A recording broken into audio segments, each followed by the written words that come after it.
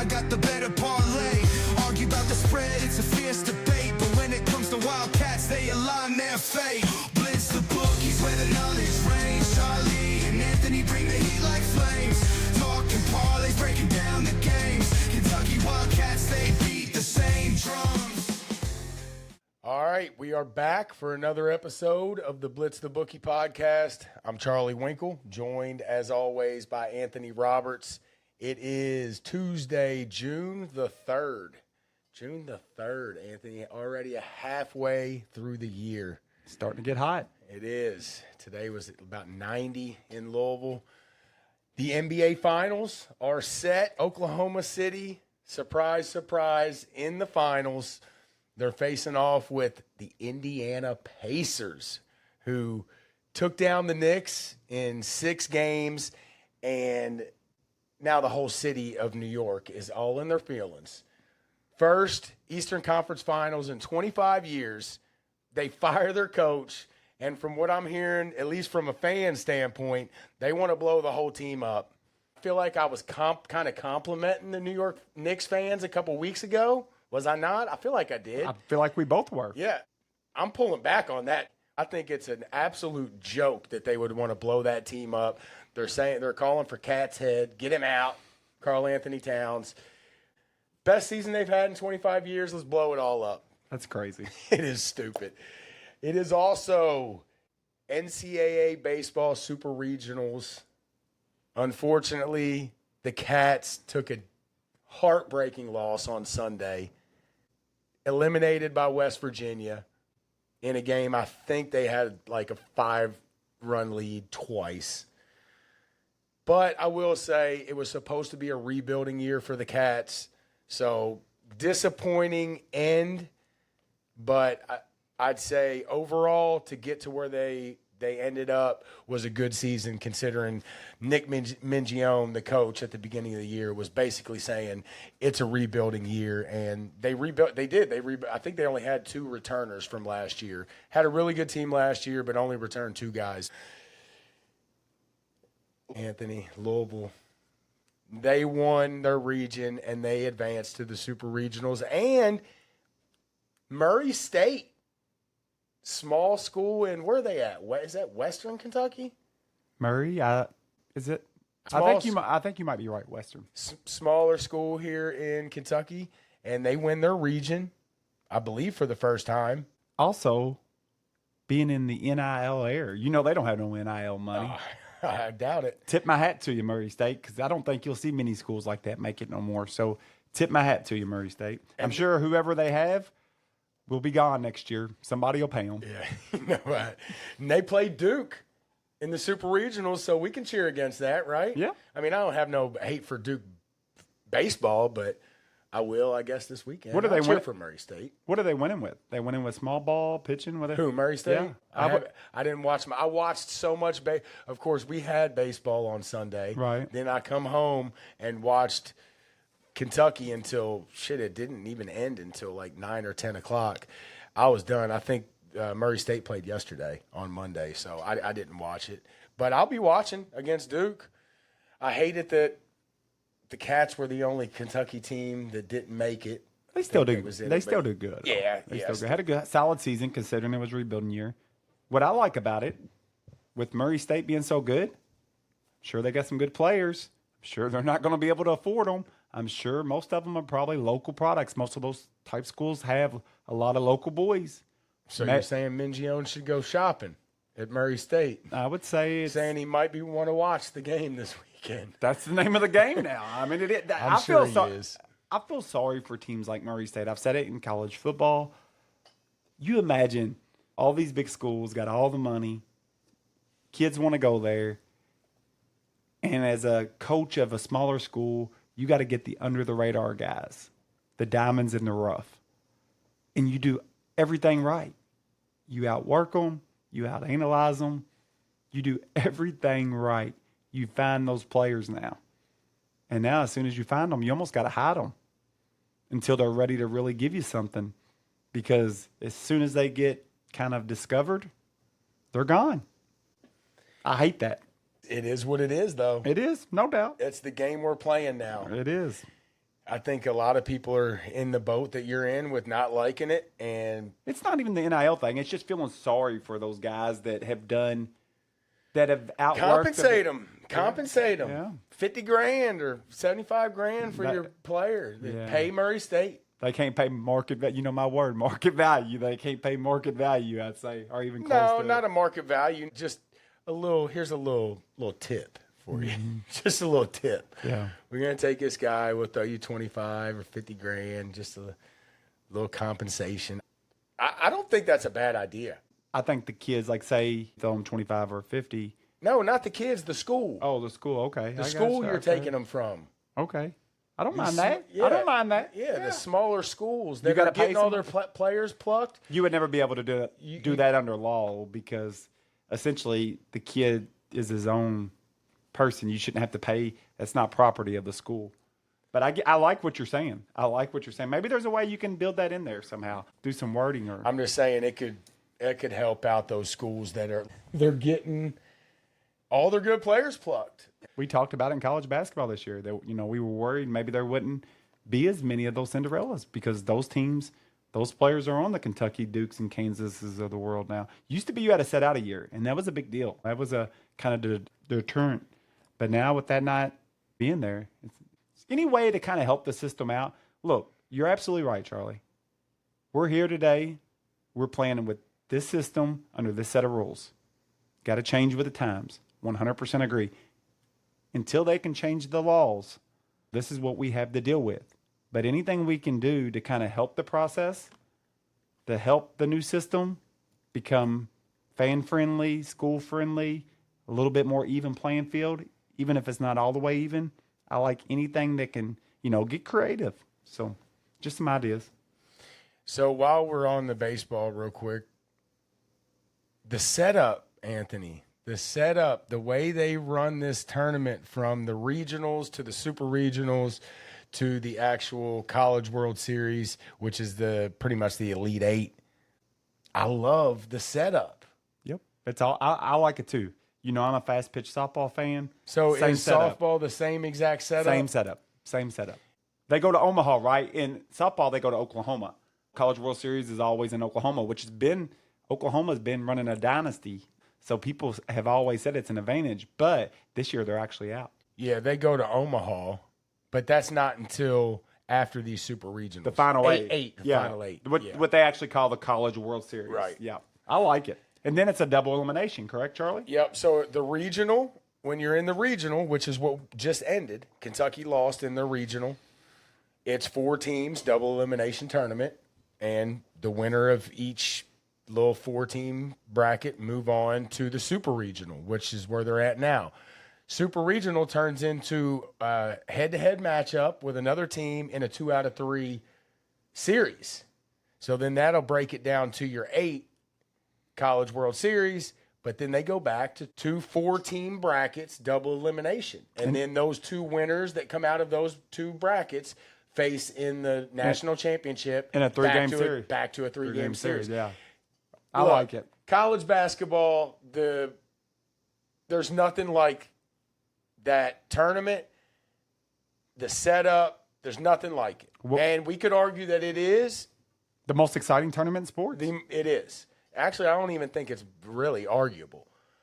But you know what makes it so exciting, Charlie? Yeah, anything can happen. One game and you go home. One game. But I would argue that if they ever were to change, which they won't, and I'm not saying that they should. They should. But I'll tell you, if it was set up like this, I think that would be awesome too. Yeah, it wouldn't be as exciting. It'd still be pretty freaking cool. You start off with double elimination, little 4-team pods, double elimination bracket, and then you meet a team for a 2-out-of-3. Then go back to double elimination, then back to – I love it, dude. Basketball is the best tournament, and I really don't ever want to change it. Most exciting. I don't know if it's best. It's most exciting. But when I look at this and I think about this logically, I love everything about it. I like it a lot, too. If we want to crown a champion, to me, this is a better way to crown a champion. But for college basketball, I've said it for years. It takes a lot of luck. One game and you go home. If you had that double elimination, you would see more of what I would call the best team win it more often. If you think the best team's winning it 30% of the time, that would go up to 50 or 60, if maybe not a little bit more in a double. I don't know what the numbers are. I'm just throwing numbers out there. But a double elimination tournament, you would see more because anybody can have a bad night one night. But to lose two, get your legs under you, I think you would see a lot more of the best team winning it. And I think that takes some of what makes college basketball so exciting is the ability for you to have one bad night and you go home. Yeah, and the odds would go up for the best team to win more often. But the 1 and the 2 seed, Vanderbilt, and I want to say maybe North Carolina, both out. Baseball's a funny sport, though. Don't you feel like baseball's a funny sport? It definitely is. Baseball, anybody can beat anybody. What percent of the game? I've talked about this. We've talked about this in youth travel ball. I don't think it gets talked about enough. What percent of the game do you think's pitching? At our level, we play at. At our level, I'm going to argue 70%'s pitching. Yeah, I was thinking just like 60, maybe 60 to 65. Okay. I think it's fair. I mean, that's a legit number. What do you think it is at the major league level? But even 60, that's a lot. That's a whole lot for one player. That's a lot. A lot more than any hitter ever. Would you say for the majors? Yeah. Probably 55. I mean, it's still a lot. And if you get a really dominant pitcher, it might be more than that. That you have that shutdown pitcher that nobody can score on, that might be 70, 80% of the game. It could be in a single game for sure. Yeah. Who knows? That's a subjective argument, I guess. guess. No doubt. No doubt. I don't know if you could even figure out what that number would be, but pitching is super important. We know that. That's why they get paid and they only play every 4. I always feel like these small market teams can't afford pitching because they need the long ball hitters there every night selling tickets, selling jerseys. Pitchers pitch every 4 games now in the major leagues? You got to pay a huge contract out to a player that's only going to be performing every 4 days or every 4 games. Small market teams, because there's no salary cap and you got small market teams, they need the Adam Dunns, they need the Ken Griffeys, they need those guys in the stands every night hitting home runs, selling jerseys, because at the end of the day, it's a business first. That's why the teams that are the big spenders can afford all that pitching depth. And I'm not saying it always matters, but I feel like you never see a small market team win it. Now, there's teams that maybe that don't spend the most money. Of course, the Yankees, the Dodgers, they don't win it every year. But I feel like the people that do win it, they're not small market teams. Oh, there has been some in the past, though. There's probably been a handful of them, actually, in baseball. How do you feel like they get it through their farm system? Because they got guys they brought up, and then they lose them when they can't afford them no more? That's exactly how it happens. Yeah. Is that kind of how Baltimore's? Have y'all lost good players because of? We lose all of our good players. Are y'all considered a small market team, Baltimore Orioles? I wouldn't say so. Mid market? Yeah, maybe mid. I mean, so they spend a little bit? So. No, our owners are morons. Are they poor? Or are they tight? They're tight. They got money? Oh, they got money. Okay. They're tight. Either that or they're just idiots. But it's a long-running thing here. We got new management. The Orioles have new management in the last couple of years. New ownership, I should say, the last couple of years. But the long-standing owner before that, he was a tightwad. I mean, the Orioles were a write-off for him. It was just a tax write-off. He didn't want to spend any money, and it seems like it's run right over to the new ownership group that does not want to. Now, our farm system's awesome. One of the best in the league. It happens when you finish at the bottom of the league every year, Charlie. You get high picks. Right. I'm joking. No, you're right. That's exactly how it happens. But, yeah, same thing happens with the Orioles. You know, Manny Machado, we had him for his first, 6 years of his career. He was awesome. Some of the better players y'all lost to the big market teams. Jumps right, goes to the Dodgers. Who are a couple of them, just right off the top of your head? Well, Manny for sure. Okay. Adam Jones, Nick Markakis, just a couple. Adam Jones got started there? Okay, I remember. Yeah. I remember. He played for the Orioles for, 8 years, 10 years. It's any good fielder we get. And I'm sure all of our guys here, Gunnar Henderson, Colton Cowser, enjoy them while you can. Rushman, they're all going to end up on the Mets, the Yankees, the Dodgers. I mean, it's just how it goes. MLB, they need a salary cap, right? They never have had one. But they need one, right? Best thing that NFL ever did. They'll tell you that. Anybody that's involved with the NFL will tell you. I would Parity. say yes, but, we know that who spends the most in majors But they over time. The Yankees, the Dodgers. The Yankees have not won the World Series in 25 years. Yeah, but they're always had the big name players. I They get that. spend don't- money in the wrong places. I get it. I'm not saying you're wrong. I'm just Kinda saying like your Cincinnati Bengals. but they still get to enjoy the good players. It's exciting baseball because they got the big players. Even if you're not winning the World Series, to have those level of players, it's fun just to but the have Yankees those level got of players. 27 World Series. No doubt. They're No like they're like Kentucky in basketball. And when I was a kid, they went through a lot of years where they were winning a lot of World Series. So I get they haven't now, but They're they're like the Cowboys, man. And they are. But the Cowboys, that's one of the reasons the Cowboys dominated. That's one of the reasons the 49ers dominated. There was no salary cap. I try to explain that to my son and get him to understand. When you have so much more money than one person to spend, it's kind of like with the NIL, college sports right now. It might be the worst no salary cap situation. You got the has versus the has-nots. I think everything needs some kind of like equal spending. The players got to vote it down because the owners would definitely want a salary cap, right? Wouldn't the owners want it, or maybe not? Maybe they wouldn't want to spend that much. The players I don't union, know. I don't know. It seems like the players union would have to because I'm sure it comes up for vote, right? But where's them Yankees at? Go back to the 90s. Go back to the 60s, 50s, 20s. It's been a long time. 2000's their last one. Who has the most? Yankees, Who 2000. has more championships than anybody? The Yankees got 27. Okay, They got the most. I thought they did. They've been searching for 28 for 25 years now. It happens, but they've had a lot of fun players to watch. Yeah, and it seems like maybe the Yankees fans aren't as demanding as the Knicks fans. Yeah, no doubt. Before we jump over to the NBA, though, let's do this real quick, Anthony. Real quick. Miami or Louisville? College Baseball World Series. Miami. I got Miami, too. Florida State, Oregon State. I'll take Florida State. Oregon State. Oh, you got Oregon State. They've always been good in baseball. Yeah, I got you. That is Oregon State's hosting that one. Actually, I guess North Carolina wasn't ranked number one because they're still in it. Arizona at North Carolina. I'm going. Give me Arizona. I'll take Carolina. I'm gonna go a little upset there. Is that upset?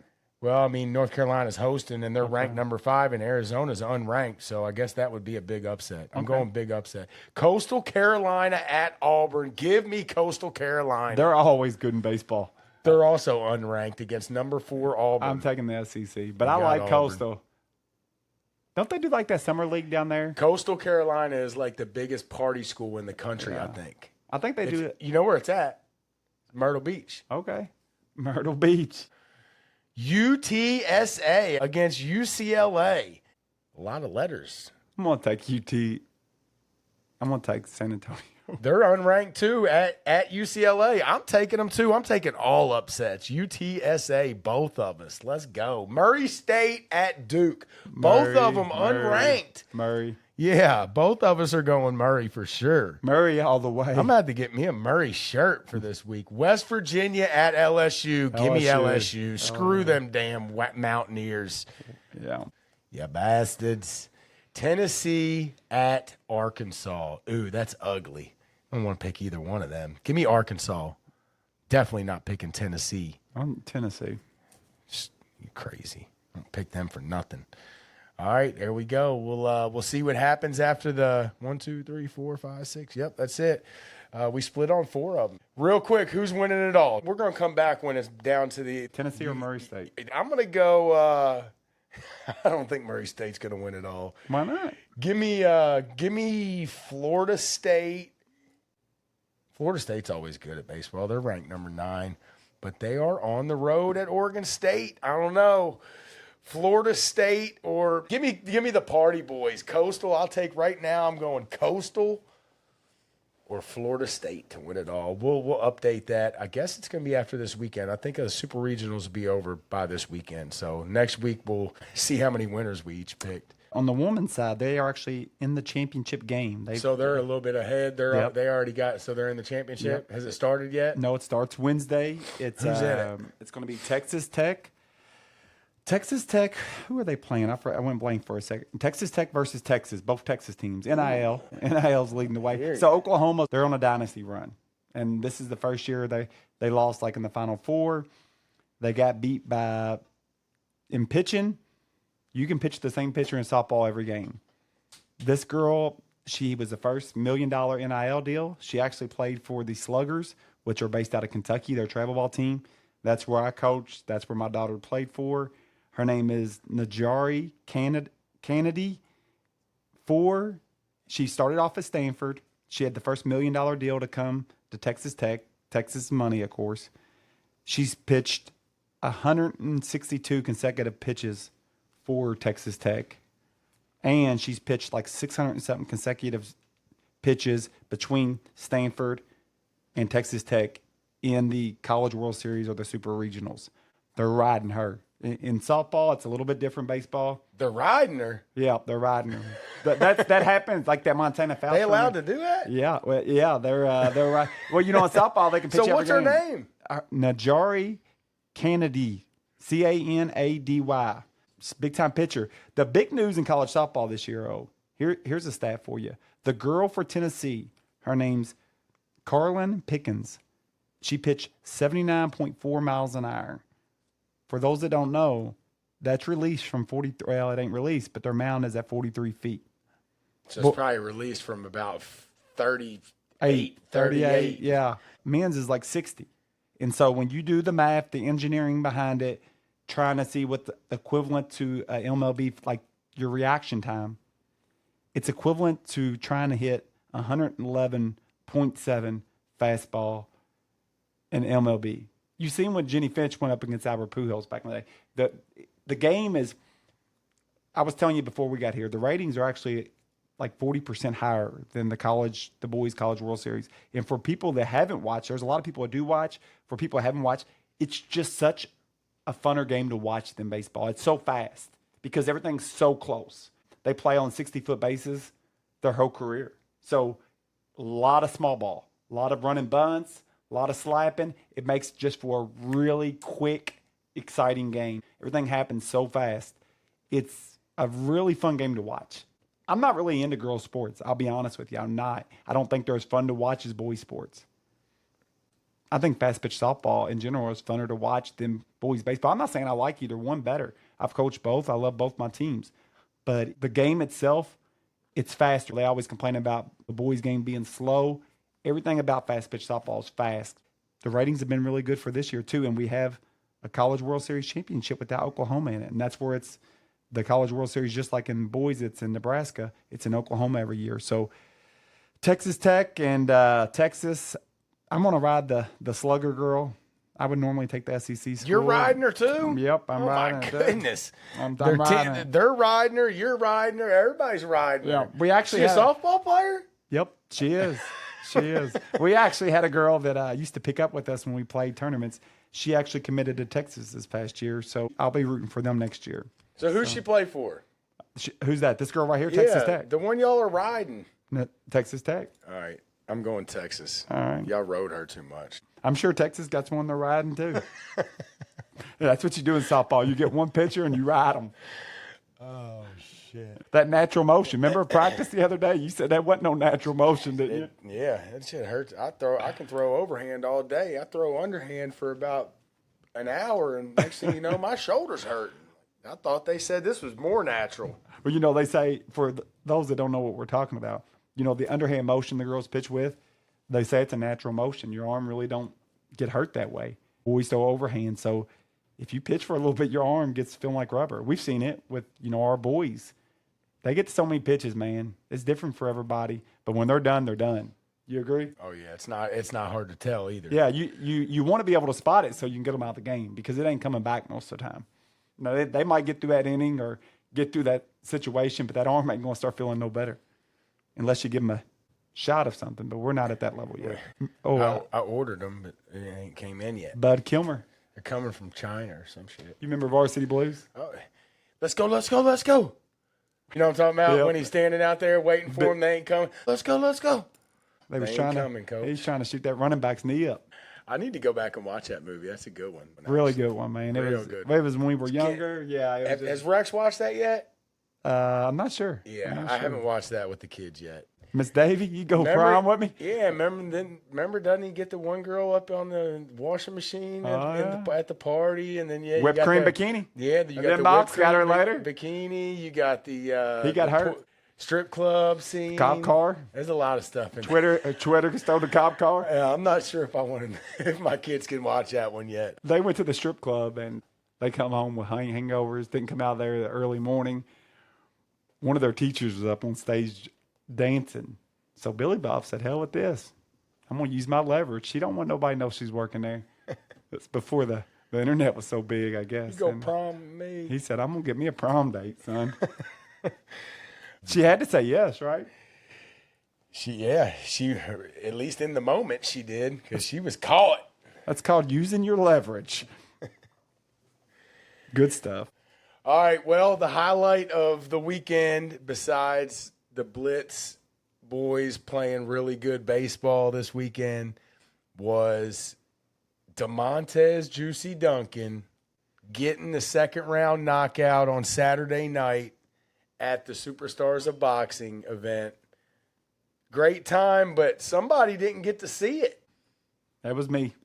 Left early, Anthony. What was the deal with that? Because I had to get up at 6 o'clock. So did I. Yeah. I seen it in y'all's eyes. I seen it in everybody's eyes. I was ready to go. Yeah, were. I'm not saying you didn't. Everybody was ready to fine. go. But I seen it in people's eyes. I don't like that feeling. I went there and had a good time. I thought the fights were going to be over earlier. I wish I could have seen it. But we still had a good time. We seen some good fights and got out for the night. So I heard about it, but how'd the fight go? Yeah, he dominated. Kind of felt the guy out a little bit in the first round, but still dominated the first round and the second round. He stuck him with a couple big body shots, and then a big hook knocked the guy back. He stumbled 5 or 6 feet back into the turnbuckle and down to the ground. He was out. So it was stoppage. No, he knocked him out. 10 count? Yeah. Oh yeah. Did he get up, or did he say no? I didn't want to part of it. He didn't get up. He got hit with some big body shots at the end of the first round. Them hurt. Juicy came right back to the body a couple times in the second round, and then big hook, and that guy, he was no match. We watched some good fights that night.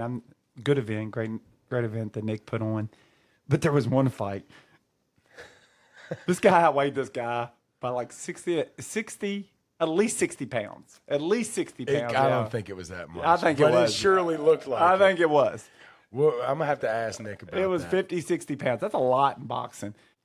And I really feel like the heavier guy was walking through his punches and hitting with like a couple side rib shots. It was over before it started. I think it was over halfway through the first round, wasn't it? Oh, yeah. And it wasn't even... Never had a chance. He couldn't have hurt the guy. It wasn't even just that it was a big weight discrepancy. The bigger guy was probably, besides maybe Juicy, he was the most cut. He was thick. Best looking, like physically. He was ripped. I would have liked to see that guy fight a quality opponent because he looked legit, but you just couldn't tell because he was destroyed, that guy. Did Juicy have that same kind of look to him? I see the Juicy, of course, with the shirt on and stuff, but when he was out there, did he have that same thick look, or did he has still a little bit of work to do on that end? He's ripped. Okay. But is he thick like that? That guy I feel like heavier weight, a little bit bigger. A little bit weight. I want to say I don't know how much that guy maybe weighed. Light heavyweight. Yeah. I'm going to ask Nick about that. Maybe that was the fight that he was talking about. He did mention that he almost lost one last second, maybe a day or two before the event. I think he found a recent graduate in Moore High School to fight him. Look, there was a lot of great fights. Had a great time. They were good fights. I enjoyed watching them. Me and Charlie bet a little small action on it. A few of them. It was fun. You can't go to the boxing matches without betting on the fights. No doubt. It was fun. But that match right there, we took turns picking. Like, we didn't look at odds or nothing like that. We just look at them in the ring and pick. And we took turns picking. And Charlie said, I got the red corner. And I looked up and I kind of – they usually were hard picks. You would look at them, try to analyze them. I looked at that like, oh, my God. what's going on Anthony here? said, this shit ain't fair. And it wasn't, man. He walked right through his punches. But it was a great event, good time. We took all the Blitz boys. Just imagine 12-year-olds at an outside boxing event.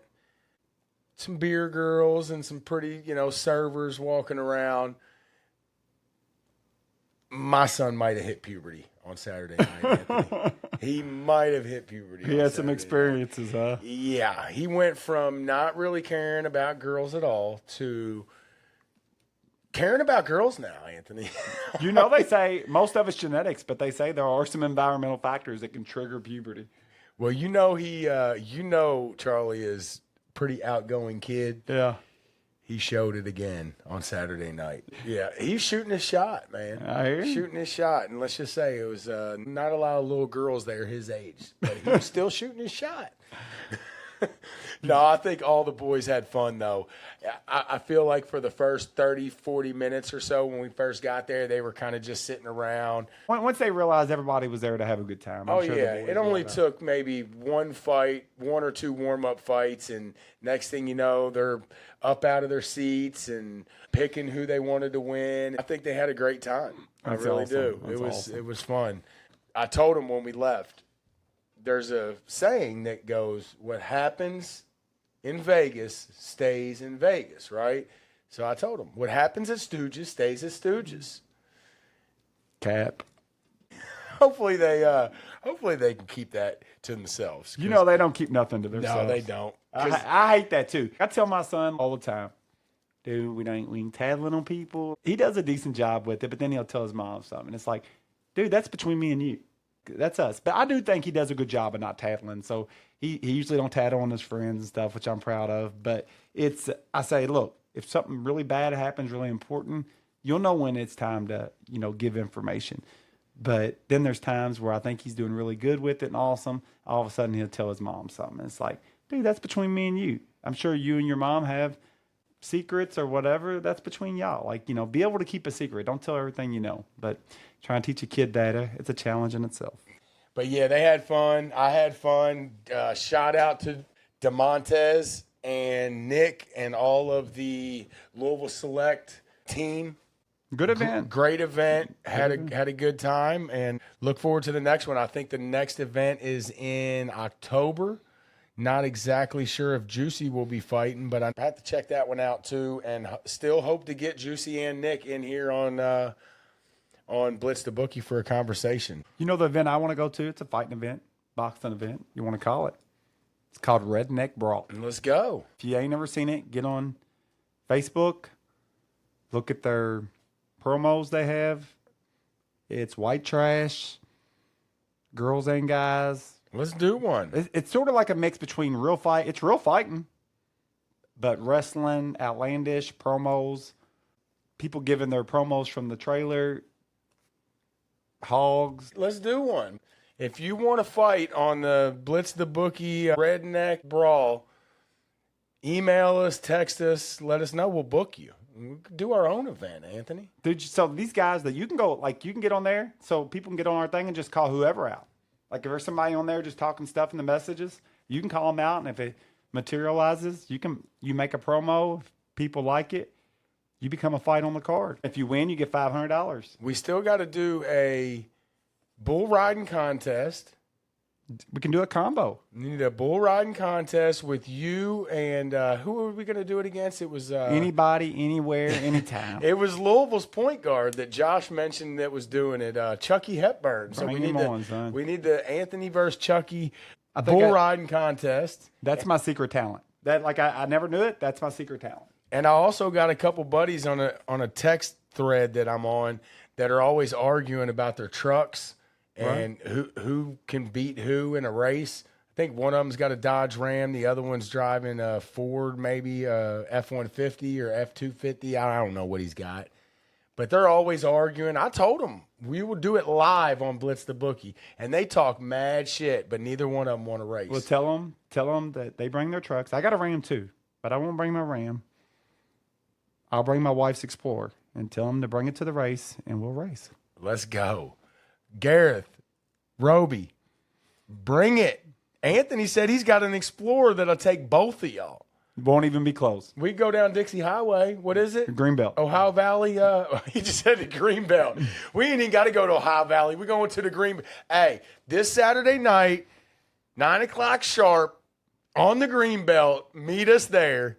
Blitz the Bookie drag racing. Blitz the Bookie bull riding. And now Blitz the Bookie backyard brawls. Backyard brawls. Yeah, Blitz the Bookie I backyard like it. brawls. I like the race idea. I would love to race it. My wife, she got an Explorer ST. For anybody that don't know about them, they're fast. Look it up, Gareth. They're you better look it up. You better look Explorer at ST. It's fast. Anthony said both of y'all talk too much shit. Y'all don't want none of the Explorer. It's pretty mean. I was really surprised with how fast it was. I was really surprised my wife brought it. She liked the looks of it. I said, sweetheart, you do realize how fast this is, don't you? She And didn't know. she said, I like the look of it. It's different. I said, yeah, I like it too. Let's do that one. Oh, that's great. All right, one more shout out, Damonteze. Great fight. Congrats on the win, and hopefully we'll get you in here soon. No doubt. All right, NBA Finals. Anthony, OKC. I know that was your pick. I had the Knicks. I knew they weren't going to do it. I think we're both on. You ain't picking Indy, right? No. Yeah. OKC's best team. I think Denver was the second best team in NBA. I really give Denver credit for sticking with them because I do think OKC was the best team. I think Denver had the Joker, and Joker did everything he could to win that series for him. He really looked impressive in that series, but they just didn't have the horses. OKC's deep.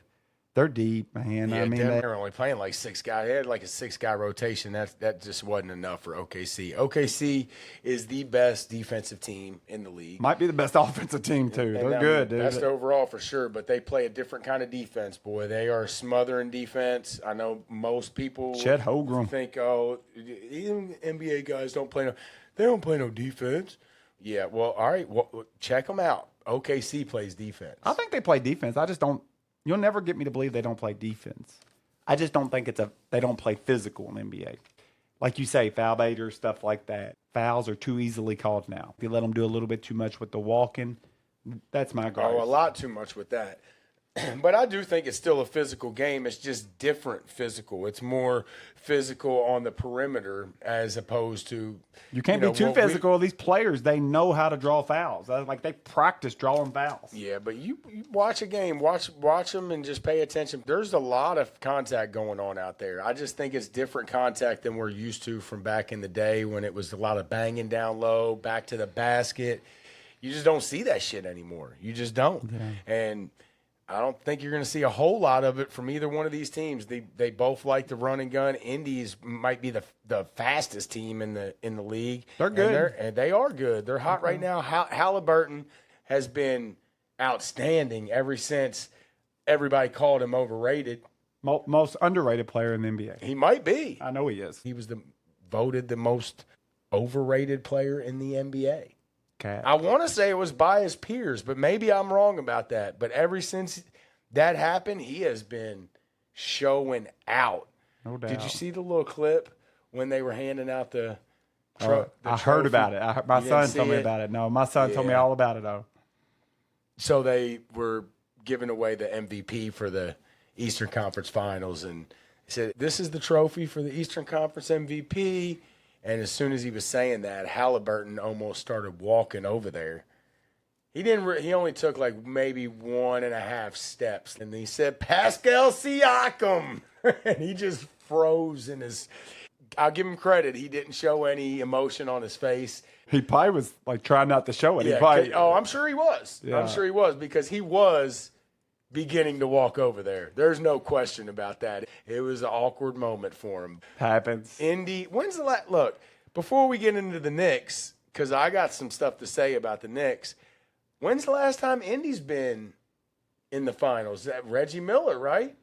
Yeah. Rick Smith? Yeah, Rick Smith, Reggie Miller, they made it one year. Mm-hmm. Didn't they? I think they did. They lost. They must have made it. They must have made it the year that, one of the 2 years that. With Houston. They played Houston when Jordan was out. It had to be, right? Yeah. It had to have been against the Rockets. You know, the MVP talk and trying to see who won the MVP reminds me of this year when I had the bet on Will Howard to win the finals college football MVP. I made the bets beginning of the tournament, and I made a few, but Will Howard was one of them. Well, he had won Offensive Player of the Year, and they never announced MVP for the game. But I guess not Offensive Player of the Year, Offensive Player of the Game. And remember you was watching it with me. I'm like trying to and they're kind of like going away for the night, saying their goodbyes. I'm like, who got the MVP? It was a decent amount of money. And I guess if you win the Offensive Player of the Year in college football, Offensive Player of the Game in the championship, you win MVP. I don't know.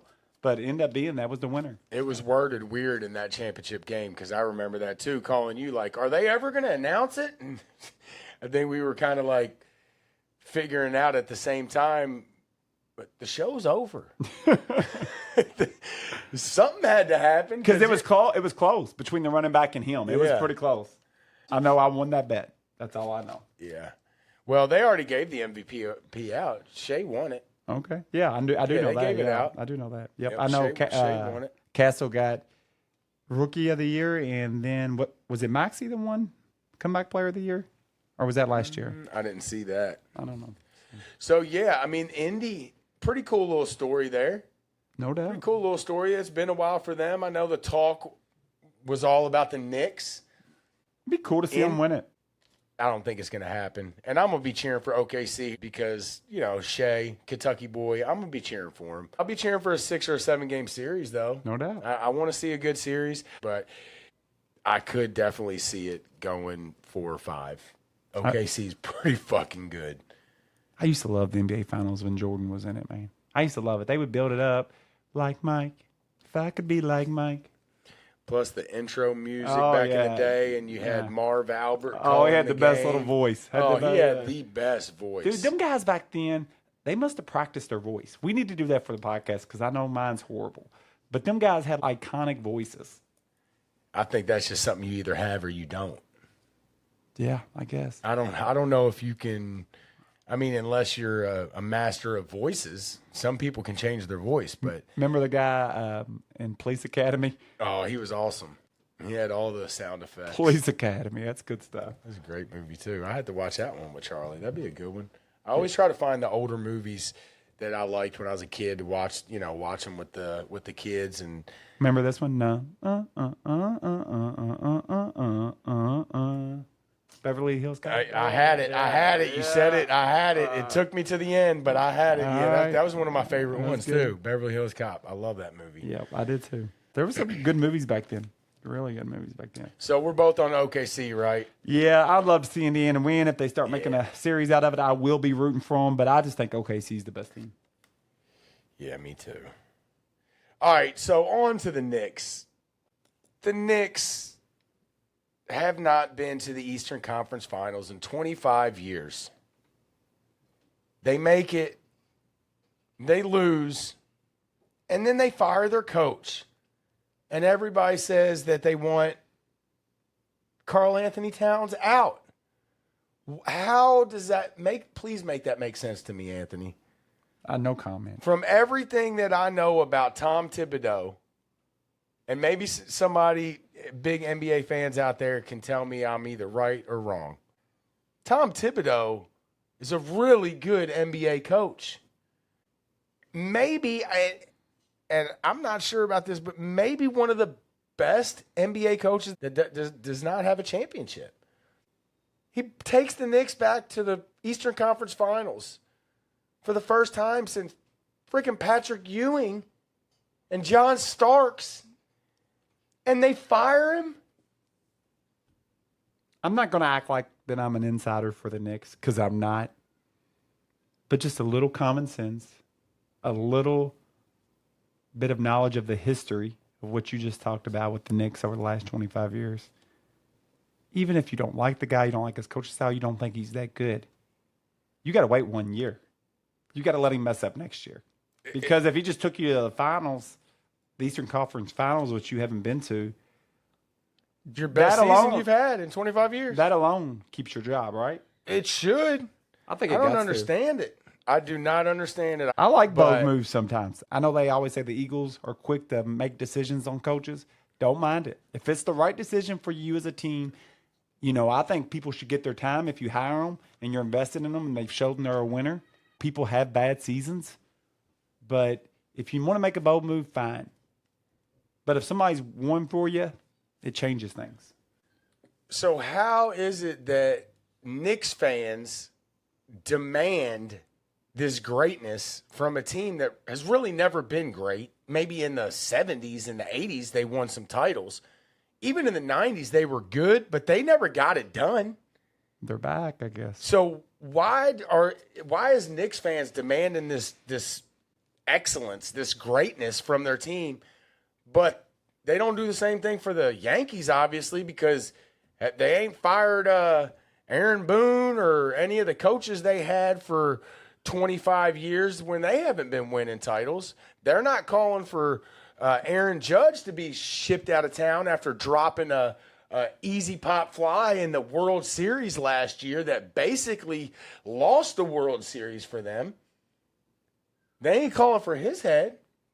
So why is it that they're calling for heads of their best, maybe their second best player, and they're probably the best head coach they've had in who knows how long?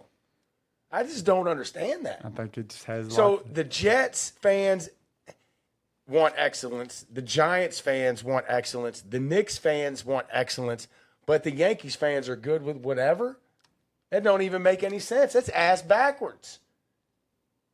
Yeah, I don't get it either, Charlie. I wish I had answers for it. But just, what I know of, it's ridiculous. And I don't know if the management wants Karl Anthony Towns gone or not.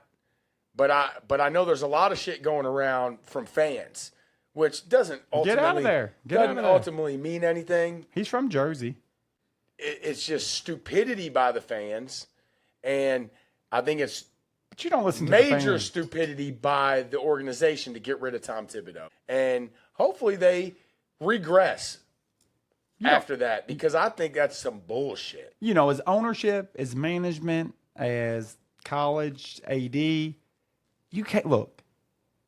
I'm not a big believer in listening to your fans anyway. Listen to them in a sense, but you're the one hired to do that job. Do your job. Sometimes you got to do stuff that's not popular. If you just go around just listening to everything your fans say and changing everything based on that, I think it's a weak leader. I just do. I always have believed that. And there are some people that do that. At times I've questioned Stoops on that. And I think Stoops is a great coach, but I almost think he's too locked in to what the fans want too much. You're the leader, dude. What got you here is you. Strong leaders, they do what they think's right. And I believe that. I agree. I don't think you should listen to your fans. I think you should could consider some things they're saying. I think you should listen to your fans when it comes to game day experience and stuff like that. Fair enough. But when it comes to operational, who should play, who shouldn't, this guy, you shouldn't be on the team, this guy should, why is he getting this many minutes? This offense, he should or start, that. he shouldn't. Yeah, you should Run the ball, the pass ball more, the throw the ball more. No. No. Now, I'm not saying your fans don't. They should have an opinion. I mean, there's nothing wrong with them having an opinion, but I don't think it should affect any of the coaches or administration's decisions. No doubt. None. And you know what? If you don't get the results, you'll be fired. And if you have success, you won't be. Proof's in the pudding. This reminds me of Mark Jackson. This happened to Mark Jackson. When the Golden State Warriors hired Steve Kerr, which I'm not saying was a bad decision because he's a great coach, but Mark Jackson had Golden State rolling for 2 years. They just hadn't won it all. I want to say they lost in the Eastern Conference or in the Western Conference Finals the year they fired Mark Jackson. Well, they probably thought they really liked Steve Kerr and they already had him. Do you think maybe the Knicks have somebody that they just love? I have no clue. I have not seen any kind of rumors on who the next coach would be. I have no clue. I feel like locally that happened to Denny Crum. With Rick being in the market, I feel like they had their guy. They probably had the conversation with him. Yeah, but Denny Crum was done. Yeah, but that's to me he had built that program from where it was. He had a chance once Wooden retired. He was an assistant under Woody to take the UCLA job. Everybody thought he would. He stayed in Louisville. He said Louisville's my home. That was a huge I'm with you guys, and he built the program to what it was. They weren't much before him. He took them to the promised land, and to me, a guy like that, he gets to retire on his own terms. I believe that with all my heart. And I think he would have. I think, there was a lot of stuff that went on behind the scenes, and he actually married a local news anchor here. And once he died, she came out with some stuff saying, well, when all that happened, I wanted to tell the whole world what really happened, but he didn't want the black eye to go on the university. It just shows you what kind of class the guy was. I mean, if you feel like you've been done wrong, you want the whole world to know, not him. He was, he took the high road and cared about the university and the image of the university. But the point I'm making is Rick was on the market. I get him wanting him. What he had done in Kentucky. Can't believe Rick went. But with saying that, do you think maybe the Knicks have that guy lined up? I'm just now kind of looking into it right now as we're talking, and it looks like they're talking about this Michael Malone guy who was the Nuggets head coach until they fired him right at the end of the regular season this year. Oh, that's what it is. That's what it is. I know we had talked about. That's what it is. I know we had talked about how we thought. Well, I know I had mentioned that I thought that was crazy that the Nuggets were about to be like the 3 or 4 seed in the playoffs, and they fired their coach like 3 games before the playoffs started. So I'm seeing his name, and a surprising one that I'm seeing here, and I don't know how legit this is, but Jay Wright. They got their guy. Whoever it is, I bet you they got him. Hey, Jay Wright. Think about it. The Knicks got Josh Hart. They got Jalen Brunson and Mikal Bridges all played at Villanova. What about Danny Hurley? Whoever it is, they got him. I believe it. Do you think they got their guy? I don't know. Yeah. I have no clue. I'm not. Just from the situation, the way you're kind of firing a winning coach. I would hope you would have your guy. I think most of the time, most teams have their guy in that situation. Because why would you get? Maybe it's that Michael Malone guy from the Nuggets. We'll find out soon. I think Jay Wright could be. That would be a story. Player managers, anyways. Baseball. Be a big time story. Pete Rose was a player manager. Why not just go back to player managers? LeBron runs the. Let Karl Anthony Towns be the coach too. Let's do it. I like player managers. They want to get mad at him and ship him out. Make him a player coach. Yep. Zesty Carl. You've been seeing all that shit? He kind of is. Kind of funny. No, he ain't kind of. He is. It's all right. It's all right. Play ball. That's all right. Can you play ball? Does it come? Does he play ball? I'm good with it. SEC. That's all right. You seen the little compilation of him in game? Oh my God! Every time he gets fouled, have you seen it? That's all right. Be yourself, Carl. Every time he gets fouled, oh my God! That's a foul. That's the new age we live in. That's the I hate to say it, but the boys, almost all the boys got a little bit of that to them anymore.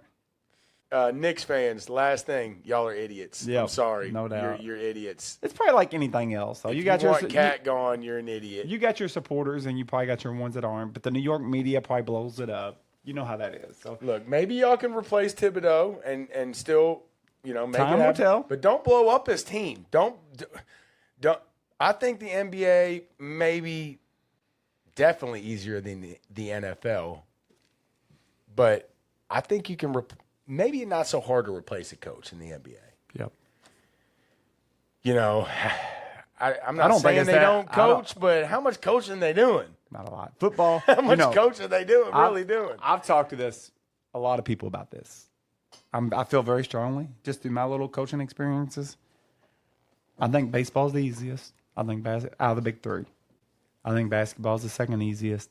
And I think football is hands down the hardest sport to coach. Oh, there's no doubt about that. Too much of a system, too many moving parts. I feel like anybody can go out there and put a baseball lineup together, make a few calls here or there. I think basketball, a little bit more to basketball than baseball, but I don't think it's nowhere near as much as football. Jay Wright would be a crazy story, but I don't know if he'd be able to do it, man. Because it's a totally different game trying to coach kids. He's just used to coaching young men. And sometimes this ain't young men. These guys, they ain't trying to hear you. And I don't even think Jay Wright was ever a big yeller or screamer anyways, but they're not trying to hear that shit. And I think it's hard to coach a kid in college and then try to coach him in pros. Like, you have that relationship you had with him, and I just don't think it's like, that's not going to happen. I'm sure it's just being thrown out there because they have 3 Villanova guys. Jay Wright's thrown out at every big job. He should be. Yeah, I agree. He should be. Yeah, I don't know about the whole vacancy, who they're going to get. Maybe it's this Michael Malone guy. talking about New York, let's go over to New York racing. Belmont Stakes weekends, but I'm going to not call it the Belmont Stakes weekend. I'm going to call it the Travers A. The Travers A. We're going to call Travers B the real Travers. For people that don't know, the Belmont Stakes is the third leg of the Triple Crown. It's the oldest leg of the Triple Crown, and all three of them are old. It's a 5-week series. You got to win 3 races in 5 weeks. Starts off with the Derby. 2 weeks later, goes to Maryland, the Preakness, and they take a 3-week break. And the final race is the Test of Champions. It's at 1.5 miles, a quarter mile longer than the Derby, over a quarter mile longer than the Preakness. They call it the Test of Champions. Most horses aren't bred to go 1.5 miles. It's really a challenge, especially within that 5-week period. But it's always held at Belmont Park. Well, Belmont is under this major, I think they're almost like rebuilding the whole place. And so Belmont, they've been shut down for a couple years, or I think for about a year, but they're having their races at Aqueduct and Saratoga for this year's Belmont. And I think next year's Belmont, I know it's next year won't be back at Belmont. It'd be 2027, but I don't know if they're going to Saratoga next year. This year's Belmont Stakes race will be held at Saratoga at 1.25 miles, not 1.5 miles. And after the Belmont Stakes, they typically have a little break and they go into what they call the Travers Stakes, which I would consider maybe the second biggest race, not unless there was a Triple Crown at hand, 3-year-old race. And that's called the Travers. They call it the Midsummer Derby. Well, it's at 1.25 miles. This year's Belmont is going to be at Saratoga, where the Travers is, at 1.25 miles. So I'm calling it Travers A, Travers B, because they're still going to have the Travers Stakes. So it's a little bit different. It's not going to be ran in 1.5 miles. It's not going to have the big sweeping turns.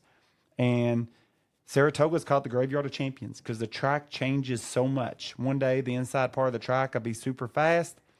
6 hours later, it's like quicksand. So it's Belmont weekend. You got returning superstars, Derby winner Sovereignty, Journalism, who just won the Preakness, got second to Sovereignty in the Derby, and Baeza, who got third in the Derby. You also have Rodriguez. He was one of the horses they were going to be betting in the Derby. He got scratched with a little foot problem. He's back. That's Bafford's horse. So a lot of people call that the Big Four, a really strong field. And I'll tell you a little bit more of who I like in a second. But 4 very strong horses running in this race. I'm super excited about the race, Charlie.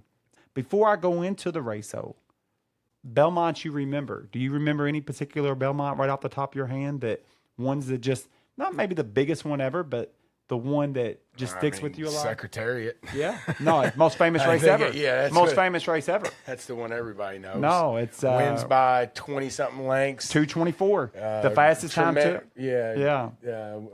What was the moving like a tremendous machine? He's destroyed them. 2 seconds faster, and horse is over 100. The race is over 100 and something years old. It is 2 seconds faster than the second fastest time ever, Easy Goer. They say a horse can run 5 to 6 horse lengths in a second, so he's 10 to 12 horse lengths faster than the second fastest time ever, the Great Easy Goer. He freaked out that day.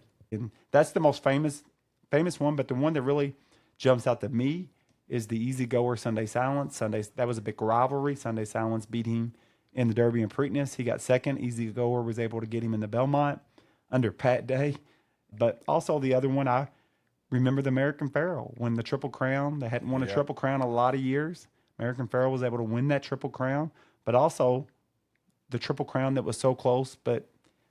And I like Kent DeSormo, but probably was a bad riding job. Remember when Real Quiet got that big lead in the stretch? Oh, that's the one, yeah. And Victory Gallop. Just barely caught. Victory Gallop got that was a photo finish, wasn't it? It did. Victory Gallop got second to him. Yes.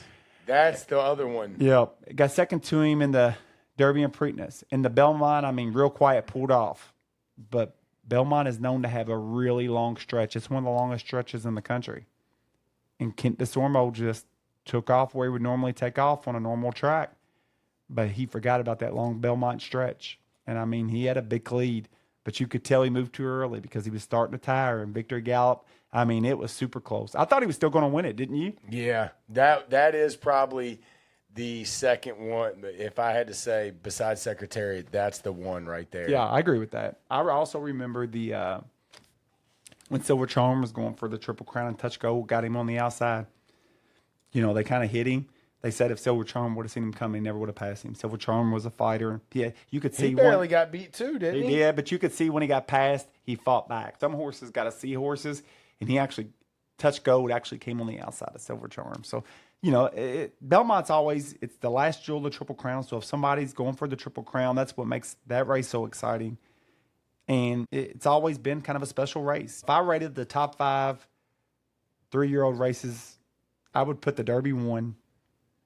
If it's a Triple Crown going for it, I'd put Belmont 2. But if it's not, if nobody's won the first 2 legs, I would put the Travers 2, Belmont 3, Preakness 4, and then I would either put maybe the Florida Derby or the Haskell 5. That would be my top 3 on the 3-year-old races. But so the point I'm making, it's a big deal.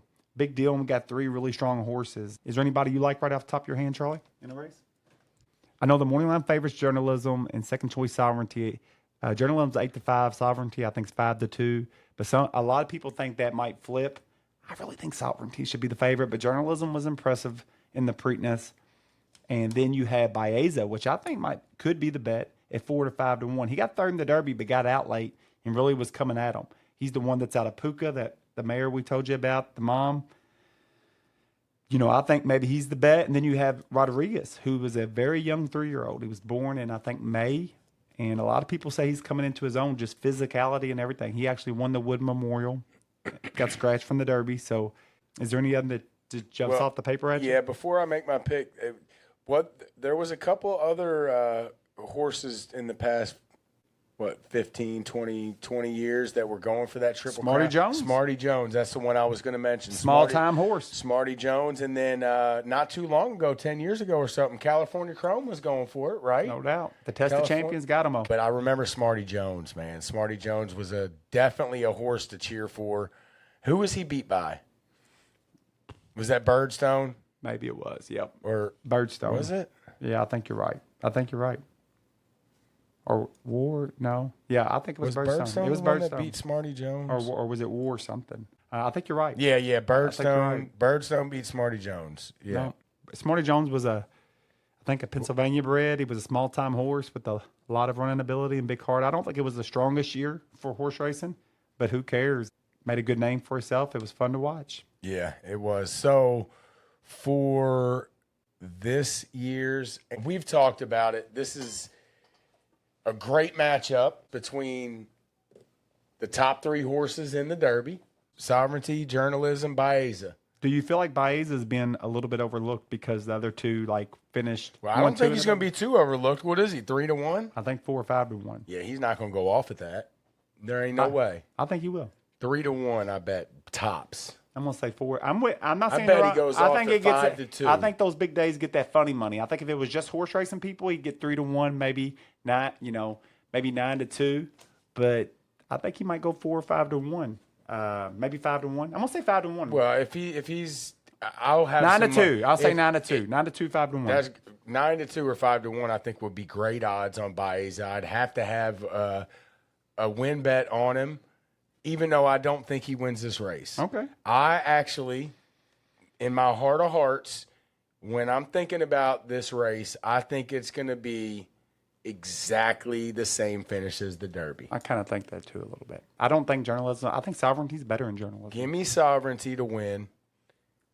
It looks like Journalism's your favorite right now. I don't know how that's going to play out. It's hard. It could to go tell. either way. It could go either way. It's It so could go hard to either tell way. how these odds are going to end up. And they've talked about that with the top 2. They think the people I've listened to and professionals, they said they think the odds have kind of finished where they are, but they're not sure which one that could swing either way. I'd like to say both of them will be like 9 to 5, like real close to that. I'm going to say both 2 to 1. I like it's Yeah, close, pretty very close. That's Yeah, pretty close. yeah. And then I'd say Baeza 9 to 2 for me. I'm gonna say 5 to 2, but I hope he is 9 to 2 because I'll be betting him if he's 9. I don't think he would because I think that's too many low ones because you'll have Rodriguez there taking some action. You got Hillside Brown's horse. I think Rodriguez will be the one you'll be able to get some odds on. I think he'll go off 6, 7 to 1. You think he'll go off a little higher than that, huh? I'd say 8 to 10 to 1. Okay. 8 to 1, 9 to 1, 10 to 1. I feel like that horse is going to be he'll be the odd man out. A lot when of it comes talk to about those him, oh top man. A four. lot of talk. They're saying he's a late, he's born in May, late developer. They really think he's coming into his body. This is just stuff I've read and heard. So I'm going to say this. I think so, if you just told me to pick like one for $1 million, I'd probably take Sovereignty. I think I'm close second with Baeza.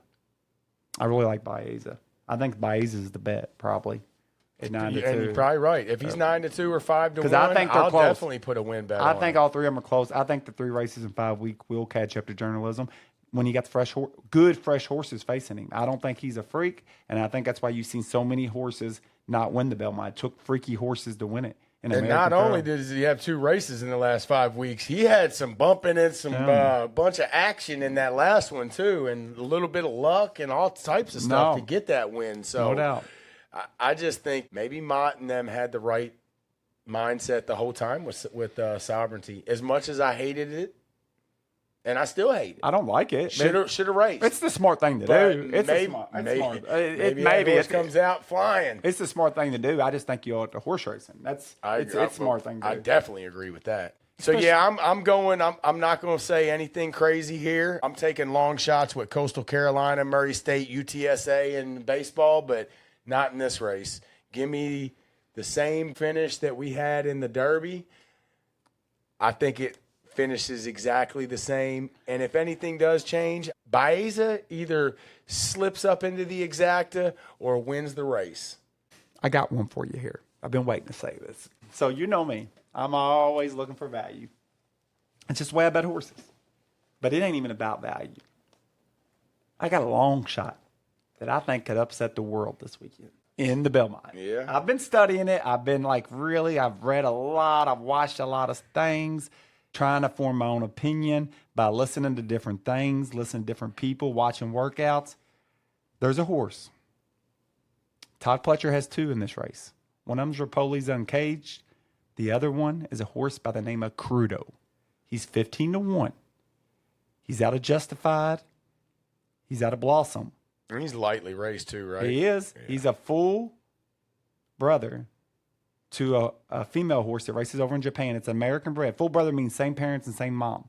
That don't happen much in horse racing. But a full brother to Awesome Results. She was she's 8 for 8 over in Japan, and she was actually going to race in the Breeders' Cup Distaff last year against Torpedoina, and she was 4-1 morning line.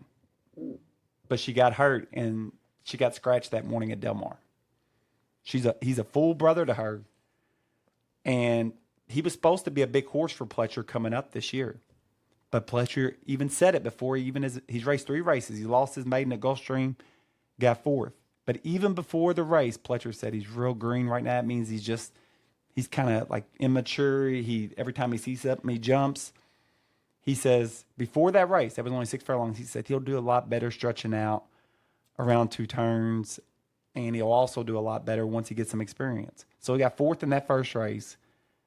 He looked like he was going to win it, and then all of a sudden something weird happened. You could see he was green when you watched the race. He comes back at the Keeneland maiden special weight, some of the best maiden special weights in the country. He wins by 7. Then on Preakness Day, he wins the Sir Barton Stakes by 7 or 8 against a 1-2 shot. He was 7-2. But Invictus, it was a Cox horse out of Into Mischief, was supposed to be a big deal. He went to the lead. Invictus broke good, was right on his outside. They were right on the front end together. They come around the turn.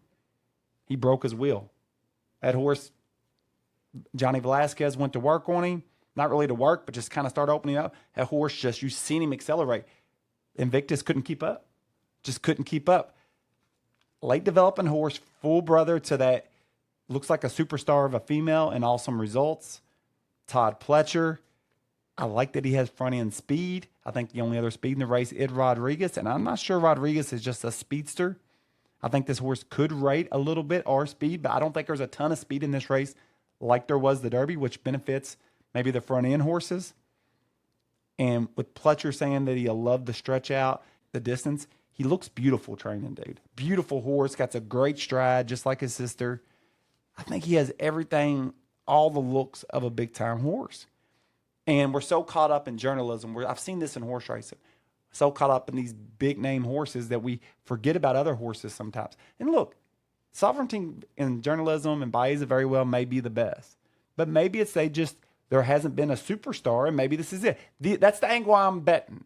And I'm not saying that's the winning angle. That's purely I'd argue just a all guess. three of them other horses are superstars. Me too, Charlie. Me too. And I'm with you.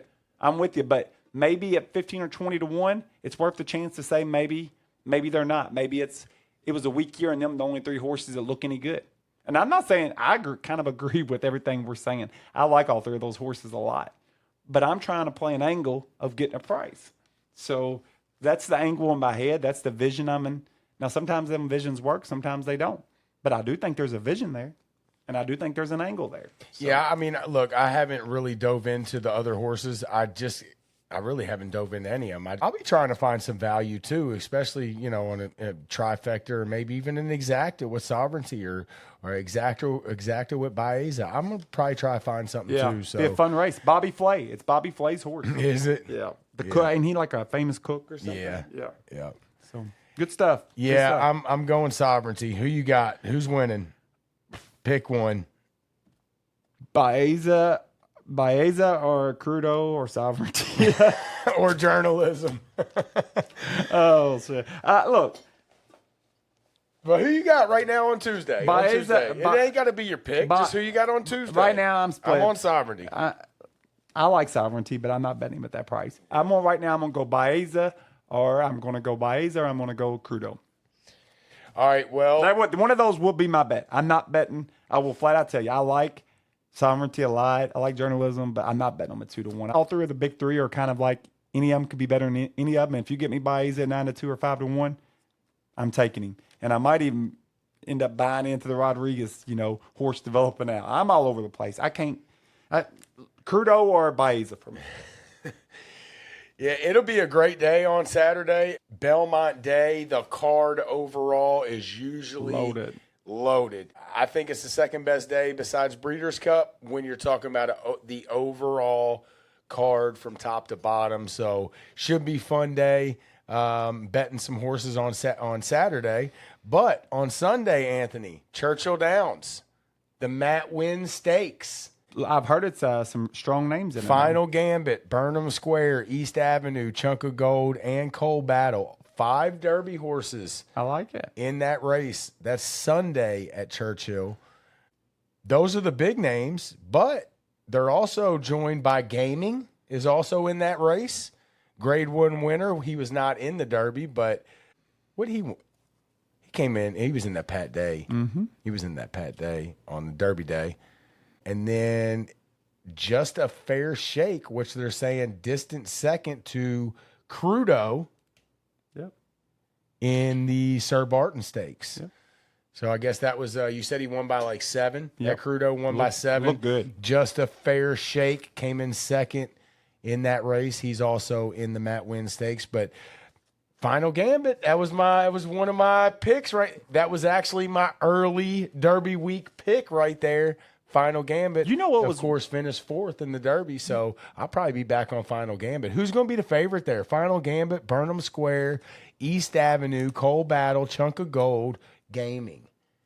I'm going to say East Avenue, Final Gambit, or Burnham Square. Maybe Burnham Square, East Avenue. I don't know. The pace was so hot in the Derby. How far is the race? A mile and what, 8th? That is At Churchill Downs. I think it is a mile. Give me and an East Avenue. At Churchill Downs, give me East Avenue, or I think he'll speed. be going for the lead. I like to take a shot back maybe on Coal Battle. Okay. I don't mind that pick.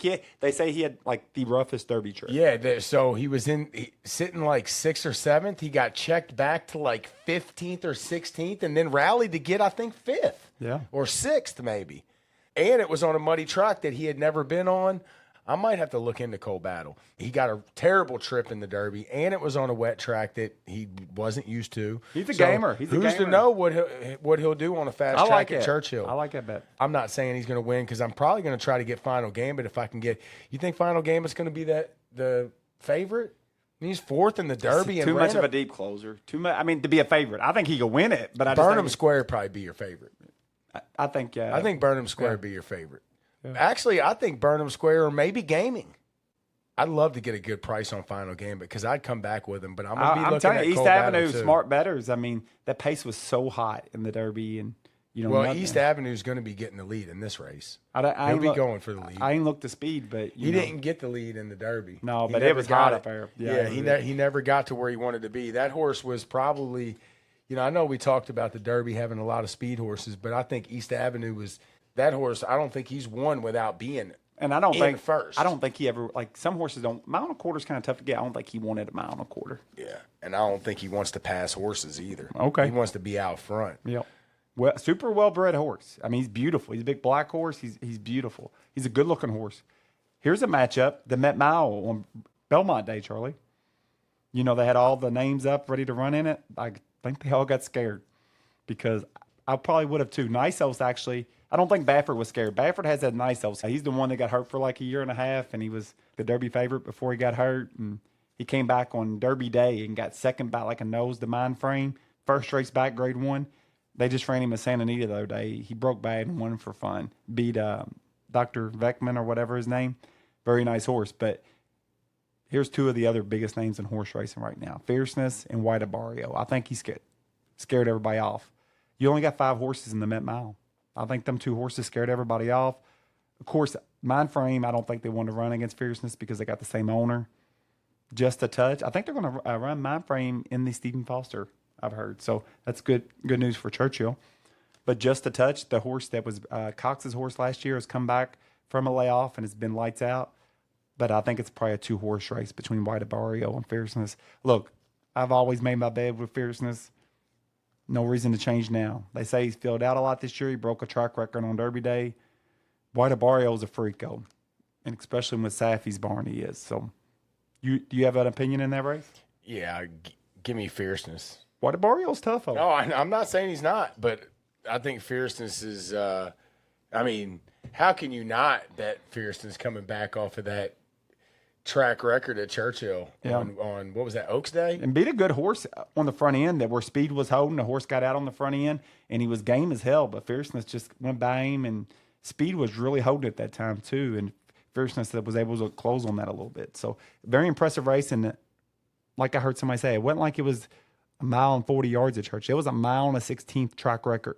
They run a lot of races at Churchill at a mile and a 16th. That sounds like a match race to me. You got Just a Touch, Cox's horse there. Oh, Just a Touch. That was Derby horse last year. And then you got Raging last Torrent, year. which was first in the Godolphin Mile.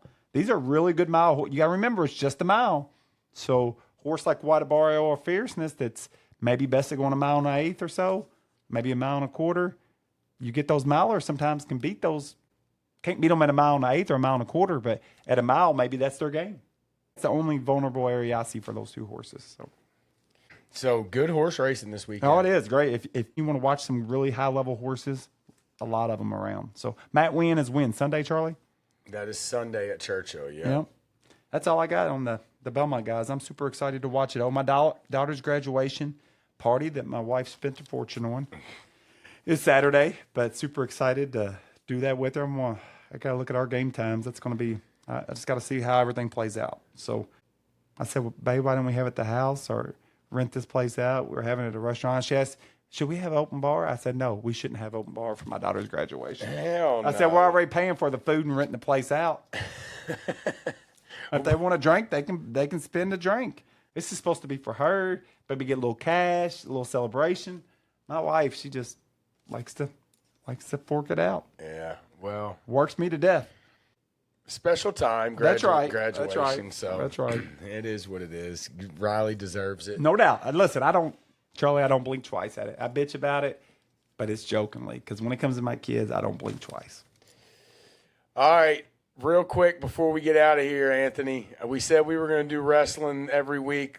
What are we going to do? Favorite? Let's just do favorite tag teams of all time. Who's your favorite? We're both going to say the same one, aren't we? Yeah, but that's the easy one. Let's think of one outside the box. Road Warriors, right? Big shoulder Road pads, Warriors. spikes, Yeah. badass. When you were a kid, did you want a pair of those shoulder pads? What a rush. Would you have liked to have Every a pair? time I heard that, I'm like, oh, here we go. Yeah, I wanted the shoulder pads. I didn't never have them. Did you have them? No. Hell no. I didn't have those. They were couldn't even get awesome. pay-per-view. I'll take them right now. If I can find some right now, I'll buy those. They'd be I'll good. wear them on the episode next That'd be week. good for the boys. For the baseball team, we do the chain, which the shoulder pads. I like it. For the meanest guy, the hardest worker on the team, We could probably find those. I bet you could find them now. Animal and Hawk, baby. Hawk and Animal, the Road Warriors, the Legion of Doom. They were definitely my favorite all time. And they were a true tag team. I don't mean people that got together for one or two matches. We're talking about true tag teams, right? True tag teams. Who was the clowns? Doink and Doink and Doink and there was only one of them, wasn't it? But then they had the little midget guy. Doink the clown was a good wrestler, dude. He said doink. The Bushwhackers. They're good. The Bushwhackers. They used to lick each other's head. Yeah. Remember I got one for you. I like the Bushwhackers, by the way. The Bushwhackers. They were goofballs, and they weren't very good wrestlers, but they were super entertaining to watch. Do you remember the Nasty Boys? Yeah, the Nasty Boys. They might be the best tag team. They might have whooped Hawk and Animal's ass because they had some white trash to them, son. And if they didn't beat you, they'd probably stab you. The Nasty Boys. That is a good one. Remember they rubbed their arm, or was the Bushwhackers rub their armpit or the Nasty Boys? The Bushwhackers would rub their face in their armpits and lick their foreheads and all types of crazy shit. Oh my Jesus! The Steiner brothers. Yeah, the Steiner brothers. The Steiner brothers were classic. Of course, they kind of went Michigan. They wrestled at the Blue. Yeah, remember Michigan? All American wrestlers at college wrestling. Yeah, Rick used to wear the old headgear, and remember he used to bark at people and shit. We know they did really wrestle there. I'm assuming they did, right? I have no clue. Maybe it was just part of the shtick. Yeah, it was pretty real also. Yeah, but you remember the Rock? Like you said, you talked about the Rockers breaking out. That was a strong tag team. The Rockers were they were an iconic tag team. Didn't the Hearts? Didn't they have a tag team? Oh yeah, the Hart Foundation. Well, remember Brett, they used to train in the dad's basement. That was the thing they always talk about. It was Brett, Owen, and the Anvil. Who was the dad's name? They always used to talk about him training them in the basement, the dungeon. I don't remember the dungeon. His name. I don't remember his name. Yeah, his name was Stu Hart. They said that they said in his basement that they call it the dungeon. That's where everybody got good. All three of those were really good technical wrestlers though. They were good. Yeah, we got to be missing some. Those were kind of my favorite ones. The best ones, of course, you had Hulk Hogan and Macho Man, but that shit don't count, right? Because they weren't a true tag team. What about Demolition? They would have been if it wasn't for Ed Ho or Elizabeth. Remember Demolition? Oh yeah. The two guys that didn't they dress up like Harlem Heat? They dressed up like Kiss. Yep. Remember Harlem like Heat? The band Kiss. Harlem Heat. That was your boy King Booker T. Booker T, another guy. Yeah, Booker T. That was before Booker T got big. Yeah. Harlem Heat. That was a good one. No doubt. Are we missing some in the WCW? Remember Earthquake and Typhoon? Jimmy Hart was the manager. Jimmy Hart was everybody's manager. Well, he had a lot of people he managed. He was a good manager, dude. What did they call them? I don't know. The Big Boys? I don't know. They had a name. The Bushwhackers. Somebody's yelling. I got it right on the tip of my. Somebody's yelling, screaming it at the natural disasters. Is that what they were called? The natural disaster. Yeah, it was. No doubt. They were. Yeah, I don't think it gets much better than the Legion of Doom, the Steiner brothers. Now I'm on the internet, so I'm cheating now. So bear with me. And the Bushwhackers. In the bush. You got Harlem Heat. Who was the Fabulous Freebirds? Oh, that's old school. That right is there. the Midnight Express. That's an old school one that I remember. Remember the Midnight Express? Who was that? I don't know. I remember them. Was that? I can't remember who that. I know. Remember the name. The Hardy Boys. Remember the Hardy Boys. That was a little bit past my time. Like right when I stopped watching wrestling, they were kind of getting into it. But the Hardy Boys were awesome too. They were like the hardcore. Weren't they kind of like a Mick Foley type? Just do anything. All the crazy. Weren't they always in those street fights and no holds barred shit? The Hardy Boys were. Didn't they get started like late 90s or get big late 90s, They early did. 2000s? I'm saying that's when I got out of it. Yeah, Like, that's kind of when I got out of it too. I think they were along with like D-Generation X and stuff like that. I don't know, but Are they considered a tag team, DX? they might be. There's just a group. The best. So I'm gonna say it. The greatest tag team of all time, in my opinion, would involve the Legion of Doom. You might say the Rockers. You might say the Hart Foundation, but I'm gonna say the Steiner Brothers, and I'm gonna say, oh, anybody could win that. I'm gonna say the Steiner Brothers. I'm gonna go with the upset because I think Legion of Doom would be favored in that. I'm gonna say Steiner Brothers because they're, I just feel like they were one unit. They were better wrestlers too. The Legion of Doom They were strong. No, they were strong and they were fun to watch, but the Steiner brothers were really good wrestlers. Back then they were, before Scott juiced out of his head and freaking about to blow up, turned into Big Papa Pump. I wasn't a fan of Big Papa Pump, but I liked Scott Steiner. I'll say this. I hated when they used to have the worst referees in wrestling. Somebody would come out and get their attention, and somebody would come up behind and be cheating while they got, like, knock them out with something. I feel like those referees in wrestling, they never seen none of that stuff, dude. I would be screaming on TV like crazy. He's got brass knuckles, like, turn around. Dude, it's like they never turned around. Where'd they get the guys from, Charlie? Oh, who knows? Did you ever feel that way growing up? Did you ever feel that way? It's like Yeah, somebody would come out and like get his attention and be arguing with him. Somebody would come out from the audience, throw him a pair of brass knuckles. They knock the guy out. And then he turns around and the opposite guy is winning and the other guy's knocked out. You don't think something happened, dude? I mean, they're worse than the umpires, dude. I don't get it. I don't know if it was Vince McMahon or Turner, but maybe they just didn't pay the guys much. Maybe the training wasn't that good. But I truly hated the level of officiating that went into professional wrestling. Maybe it was scripted.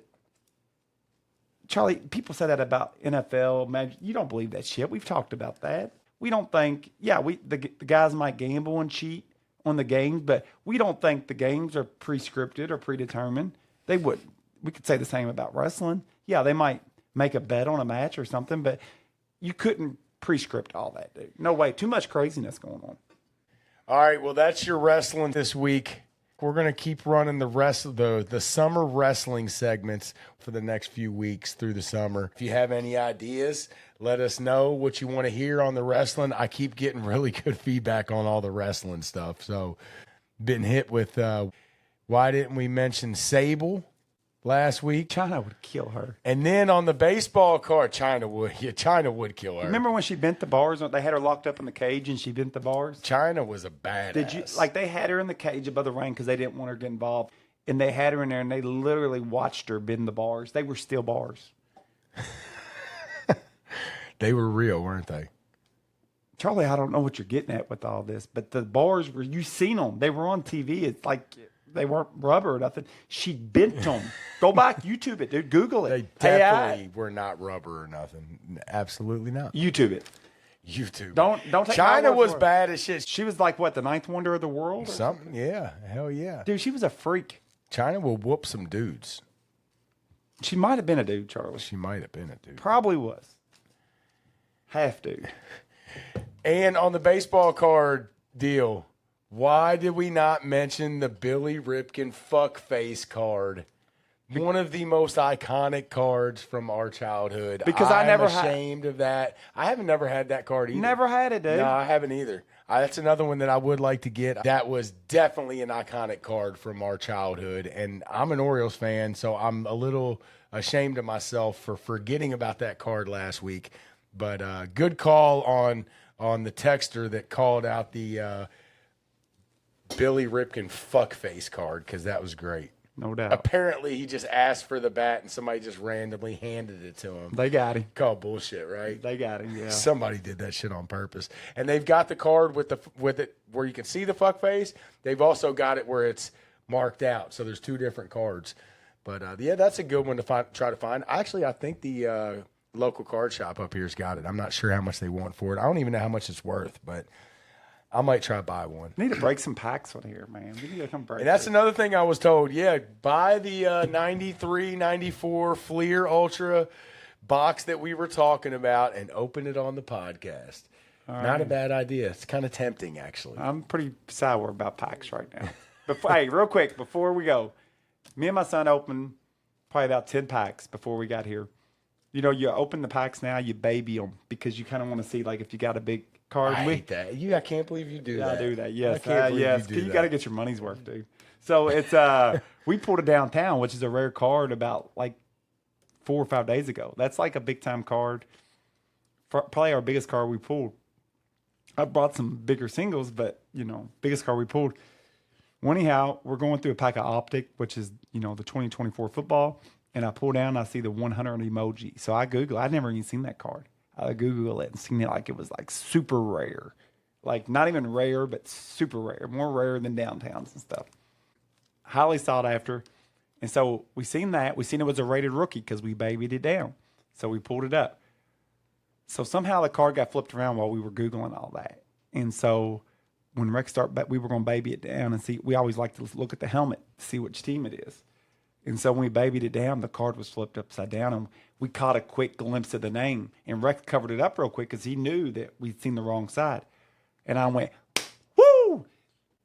I seen the name Jaden. I knew it was a rated rookie. I seen the name Jaden. I knew it was a rated rookie. Dude, I was, boom. He pulls it down. It was Javion Bullard. He's or I think that's his name. He's a rookie at Green Bay. He actually was a good, solid rookie. I got to find a comp on it because they're hard to find. Still should be a really good card, and that guy really turns into something. He very well could. He had a good rookie year, but he's no Jaden Daniels. Jaden Daniels is the highest booking. So I looked up the card, the 100 card, raw, without a grade. One sold last week for like $3,200. The Jaden Daniels. Yeah. Yeah. It's probably the card I got's probably, I'm guessing $200 or $300. But I'm just saying, I just knew I had it. If you look at like Javion, it's J-A-V. So Jaden's J-Y. The V kind of like the Y and then O-N, Jaden, the N. It was just a quick glance. Seen the name and he covered it up real quick. It was a rated rookie, so I knew it was a rookie. I knew it. I just knew it, dude. If it wasn't a rated rookie, I wouldn't have thought it because I know there's a couple, Jay. But I've opened enough cards this year that, Jaden Daniels, I think there's only one Jay. I was sick, dude. Like, I was still a really nice card, and if that guy turns out being really good, that could be a very valuable card, and I still ain't found a comp on it yet. So I really don't know the value of it. But the Jaden Daniels, so 3,200 raw for a card is a lot. That wasn't even graded. 3,200 raw is a lot for a card. Hell yeah. That's a whole lot.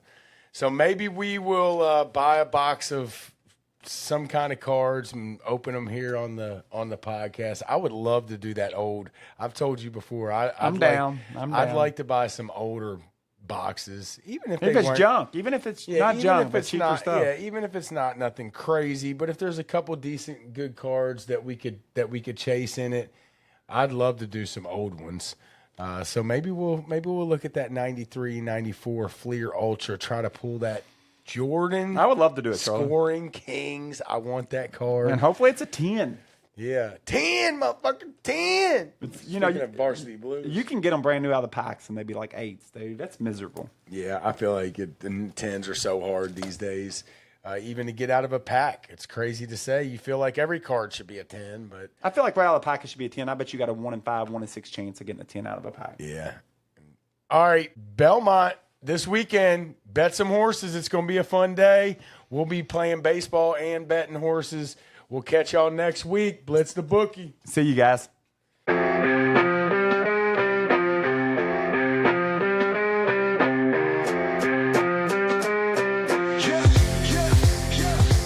Charlie got the mic, he's dropping facts all day. Anthony's like, nah, I got the better parlay. Argue about the spread, it's a fierce debate. But when it comes to Wildcats, they align their fate. Blitz the bookies where the knowledge reigns. Charlie and Anthony bring the heat like flames. Talking parlays, breaking down the games. Kentucky Wildcats, they beat the same drums.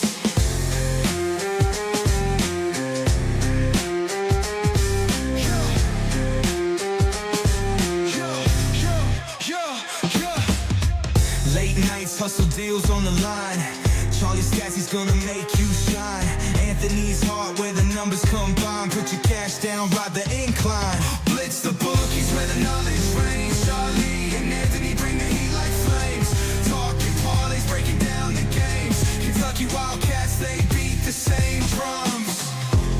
tip-off to the final play, they grind. Mics on fire, bets on their minds. Arguing odds till the last rewind. Blue and white, it's a bond you'll find. The bookies where the knowledge reigns. Charlie and Anthony bring the heat like flames. Talking parlays, breaking down the games. Kentucky Wildcats, they beat the same drums.